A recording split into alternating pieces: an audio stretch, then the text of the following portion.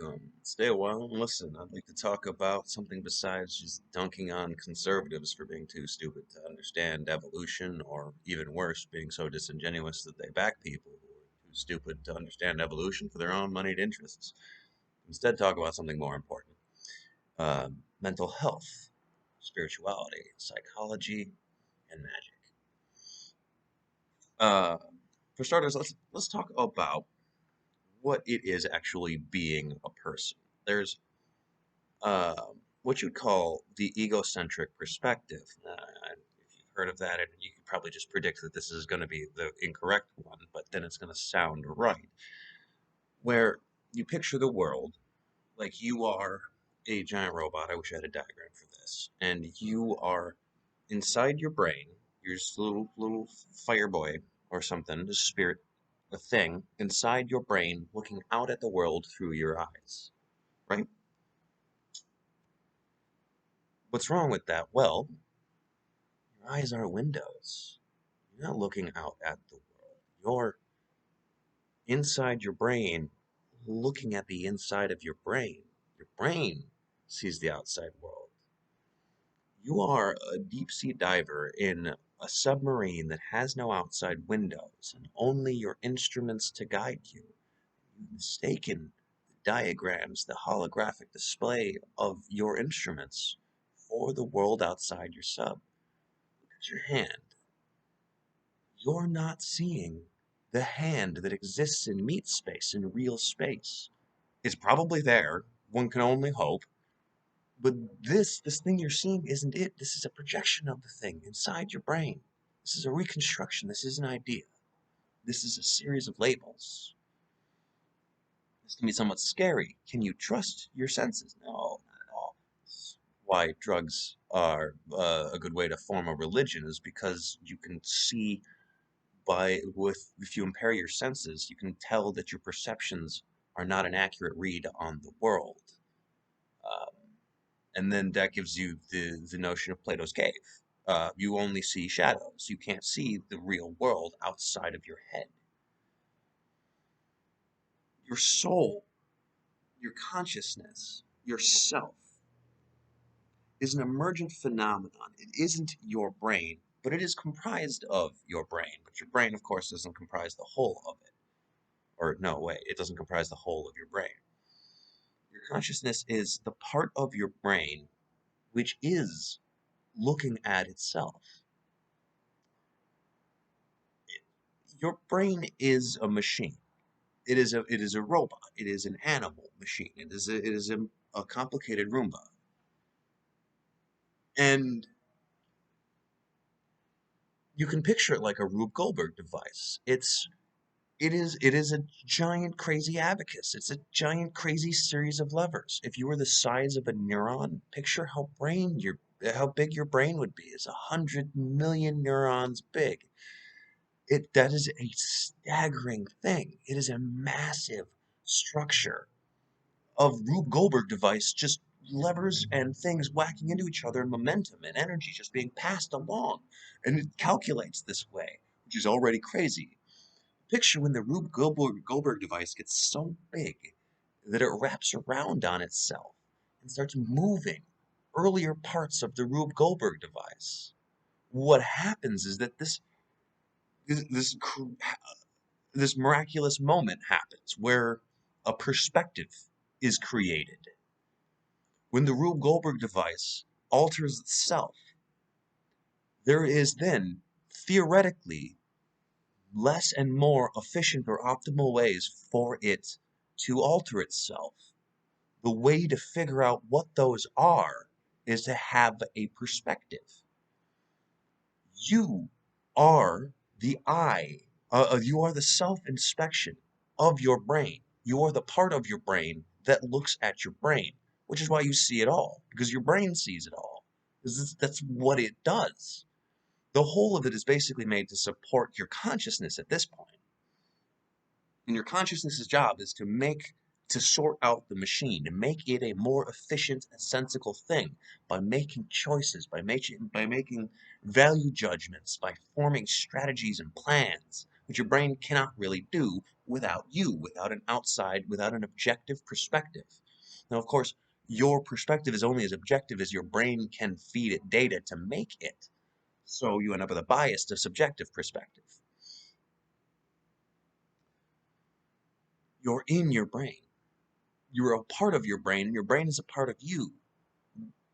But you aren't your brain. Your brain, and the easiest way to see this is cogito ergo sum. I think, therefore I am. I think, therefore I. The entity I is because there's thought, and I can see it. I can tell it's going on. If you've ever had thoughts that were just popped into your head that you didn't intend to think, which I'm sure that's a totally unfamiliar concept for most of you, you know that your brain is not wholly in control of you. Your brain is a separate entity from you. You're in it. You use it. You need it. And it's your whole world. It's not the same thing. This is where your needs come in. What's really crazy is that this is not news to humanity. Maslow's needs, I dare you to compare and contrast the chakra points and the Sephirot, the tree of life. It's a little humbling. They don't exactly line up, but it's very clear that there is a road to self-actualization which is set in a certain kind of stone. It exists because the shape of your brain exists. There is a way to make your brain an efficient machine. That's and what that is self-actualization, which is enlightenment. That's the one who can be anywhere at once, the one who is everyone, who wears every face, the one who is a manifestation of all people and any people and is whoever they really want to be, the person who is truly free, because they are not beholden to their brain. So of course, your brain is a machine, so it sounds alarms when things go wrong. A Roomba crashes into a wall and it goes, "Brr." Not picture The Sims. Your little bars go empty. You're familiar with this concept at this point. But people forget about the emotional needs. People spend way too much effort on the physiological needs, like yes, food and safety and all that, but they forget about belonging. We don't talk nearly enough about self-efficacy, self-esteem, belonging and community, uh, a sense of purpose and meaning. These are all things that you need, and you can see these reflected in Maslow's needs, in the chakra points, and in the Sephirot, and in a lot of ancient religions, a lot of philosophy. Humanity has spent thousands of years trying to explain to itself how to heal its brain, how to heal your own brain, to make you the real you.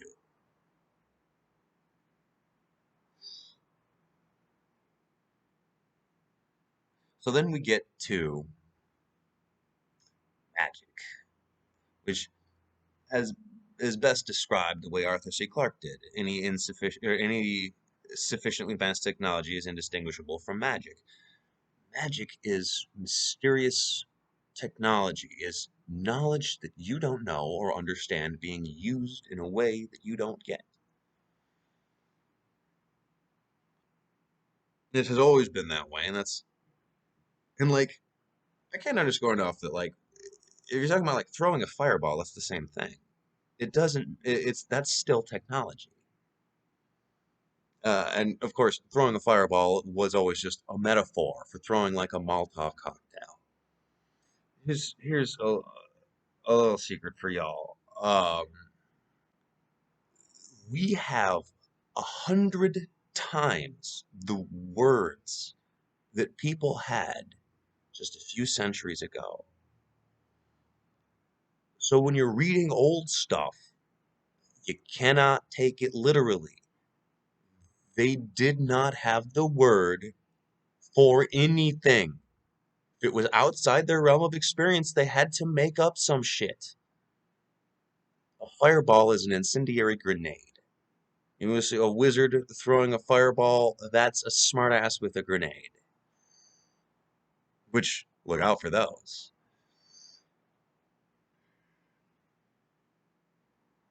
You can't take this stuff too literally. You can't be can't let your animal brain win when it gives you an excuse to ignore the data in front of you. Because it's a simple machine and it needs you for these strategies. This is forming larger strategies and how to where to go in the woods. It's all it's worrying about is not running into trees. You're trying to figure out a way not just out of the woods but to food, to make a house. It's just trying not to run into walls. You have to wrangle it.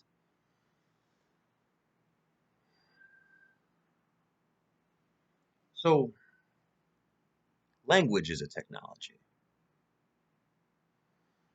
and psychology is a study, and things like propaganda and marketing are applications, are also technologies. And if you don't understand psychology, when somebody is using marketing against you, they do. They know more about how your brain works than you do. Do you have any idea how weak you are? If you don't know psychology, you need to learn at least the basics because other people know it. You need to learn about fallacies, about um, definitely to have somebody give you a primer on gaslighting. You need to learn about abnormalities, spectrums. You should learn the basic mechanics of neurochemistry as best you can. You should learn about abnormal psychology. You should learn about Maslow's needs. I always like to use the stoplight. You pull up to a stoplight, you stop at it. You come up to a stoplight, you stop. Why? Because you know better. You have reasons why. Here's here's the most important question. Why is it hard, even when you know better? Let's say like you've got an emergency, or you know that there's no one around. You know for sure there's no one around.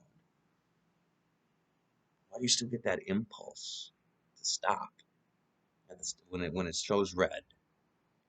Why is there like a barrier there? Because there's a barrier in your mind. Because the world you're looking at isn't the real world. It's your brain's interpretation of it. And in your brain, there is a psychic wall, a wall you have put. You have the holographic representation in your brain of the real world, and you're walking through it, and you're walking through it, and your holographic self hits a holographic barrier and stops your real self.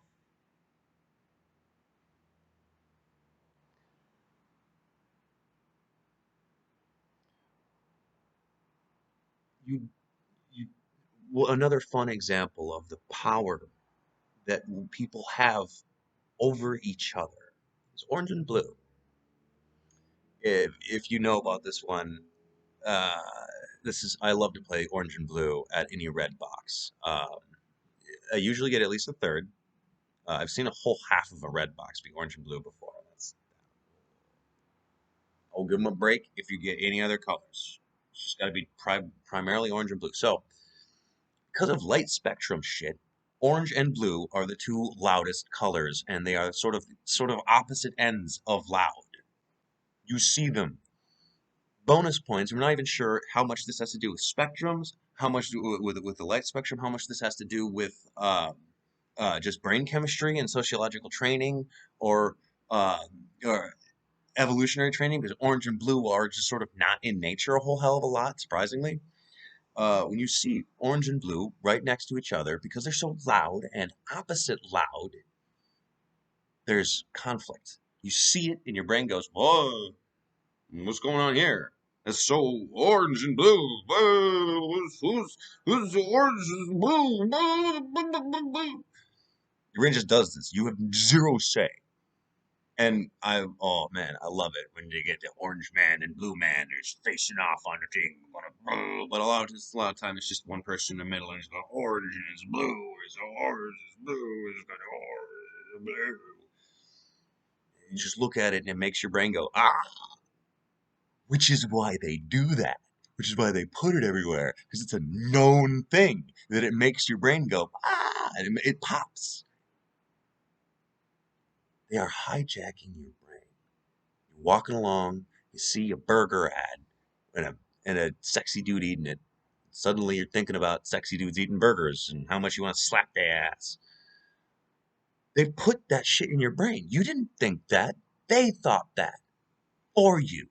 And they put codes. They put the thing. They put visual symbols up on a wall. They put symbols and colors and shapes up on a wall, and it hijacks your brain.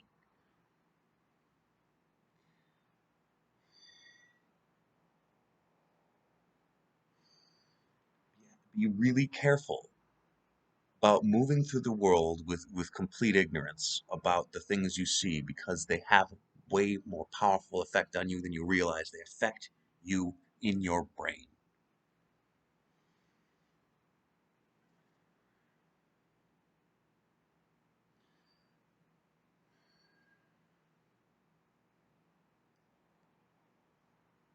More than anything.